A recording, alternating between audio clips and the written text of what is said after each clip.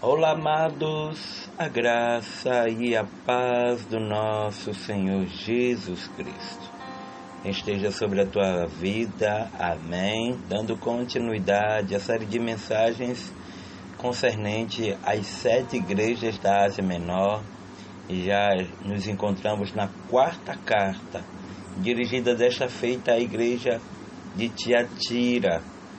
E já estamos no 11º áudio, amém? 11ª mensagem. O texto base encontra-se no livro do Apocalipse, capítulo 2, verso 7, que diz o seguinte: quem tem ouvido, ouça o que o Espírito diz às igrejas. Amém? Antes de qualquer coisa, tudo começa bem quando se inicia com oração. Santo Deus, eterno Pai, bendito Senhor, Criador dos céus e da terra, Deus que tudo pode, tudo faz e que tudo vê. Senhor, te pedimos perdão de todos os nossos pecados, para que assim nos tornemos dignos, Pai, de ser um pregoeiro da Tua Palavra. Amigo Espírito Santo, ministra em primeiro lugar esta palavra ao meu coração. A amada igreja diz amém. Amados, como já havíamos dito, a carta dirigida ao anjo da igreja, a saber, o pastor, tinha alguns pontos interessantes. Vai falar sobre as qualidades que têm por objetivo fé, perseverança, mas, acima de tudo, eles tinham que ser perseguidos, eles estavam sendo perseguidos porque não se dobravam ao sistema, a saber, Jezabel, o espírito de Jezabel. Outra coisa interessante, a gente vai perceber sobre esse contexto que a igreja de Tiatira tinha um grande erro. E qual erro seria esse? Como foi dito, toda a vida econômica da cidade era organizada em associações comerciais. Cada associação possuía o seu deus patrono, ou seja, a sua deidade, um deus ao qual eles pudessem adorar. Então era praticamente impossível pertencer à vida social e comercial da cidade sem ter de abraçar um culto ao deus de determinada associação. Era quase que automático. Se eu vou participar dessa vida econômica, social, eu tenho que ter um Deus. Mas perceba algo bem interessante. Por quê?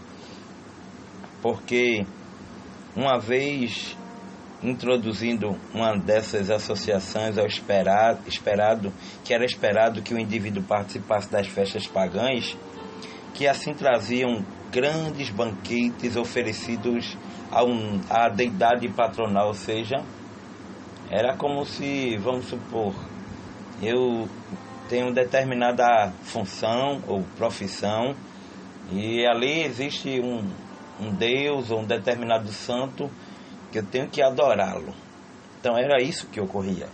Desta maneira, e ainda muitas imoralidades através dos rituais da prostituição religiosa. Daí então a gente pode ver e perceber que Jezabel, a profetisa Jezabel, era a que fazia com que isso ocorresse.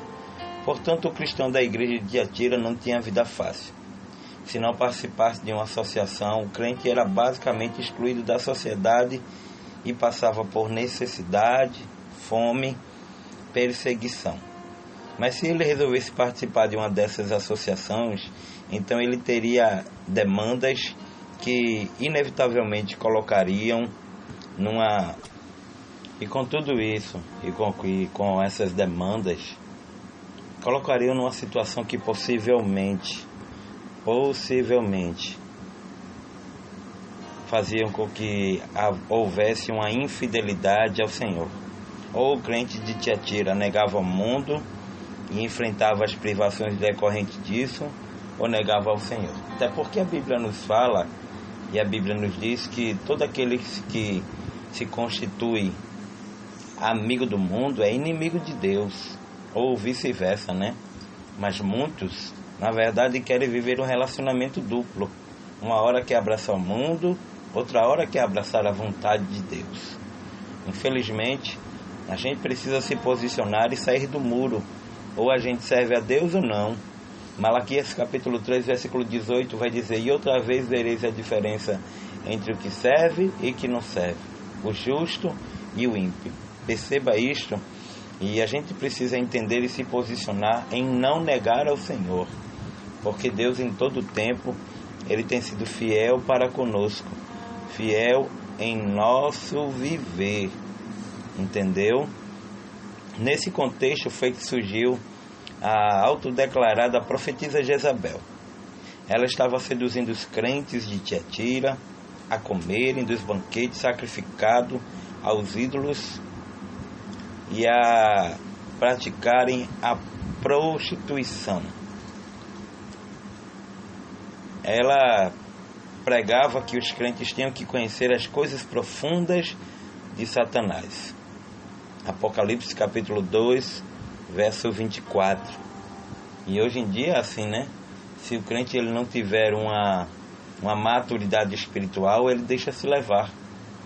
Traduzindo, essa carta é muito aplicável aos dias atuais. Haja vista que muitos, por conta de uma amizade, por conta muitas vezes de ganhar algo a mais, têm se afastado da presença do Senhor e têm se prostituído espiritualmente, cultuado ou praticado a idolatria espiritual. Talvez ela apoiasse o seu ensino em alguma vertente do dualismo grego, que enxergava a matéria como algo ruim e o espírito como algo puro e bom. Então, ela ensinava que o crente podia explorar as coisas profundas de Satanás em seu corpo, sem que isso prejudicasse seu espírito. Então, essa profetisa Jezabel, ela queria, muitas vezes empurrar entendimento abaixo, algo que na verdade está fora do contexto bíblico, onde a qual, a vertente do dualismo grego via como uma matéria de algo ruim, ou seja, o corpo como algo ruim. E a gente pode ver acerca do contexto que na prática Jezabel introduzia os crentes de Tiatira a participarem de todo o paganismo, ou seja, de todo o culto prestado a outro Deus que não fosse o Deus que eles serviam da cidade, como a desculpa de que eles estavam sendo introduzidos ao conhecimento das coisas profundas de Satanás. Parece que a ideia dela era para que vencer Satanás, os crentes tinham que conhecê-lo profundamente, e para se tornarem um cristão melhor, os crentes de Tiatira tinham que experimentar o pecado. É muito forte, né? Então, traduzindo, para eu vencer o pecado, tenho que conhecer ele, eu tenho que provar ele. Era isso que estava ocorrendo nesse contexto, onde a qual Deus dara a revelação ao apóstolo João, para que ele escreva esta carta à igreja de Tiatira. E com tudo isso, a gente percebe que sorrateiramente o diabo vai ganhando territórios e muitas vezes vai fazendo com que muitos cristãos se debandem para o lado de Jezabel. Entendeu? Daí então o Senhor vai repreender a Tiatira. Daí então Deus vai cobrar de Tiatira. Cobrar o que? Fidelidade. Por tudo isso, a igreja de Tiatira foi repreendida pelo Senhor. Então, é bom nós termos cuidado. Que tipo de adoração? Romanos capítulo 12 diz: não vos conformeis com a vontade deste mundo, mas renovai-vos pelo vosso entendimento, para saber qual a boa, perfeita e agradável vontade de Deus. A vontade de Deus sempre vai ser a melhor, e não a do diabo, e nem tampouco a do mundo. Perceba isso e entenda isso à luz da Sagrada Escritura, porque o que Deus tem para a gente é algo grande, maravilhoso e algo muito abençoado. Amém? Outra coisa interessante é que nós precisamos honrar a Deus, independente das circunstâncias, independente de qualquer coisa, nós precisamos honrar a Deus em todo tempo, tá bom?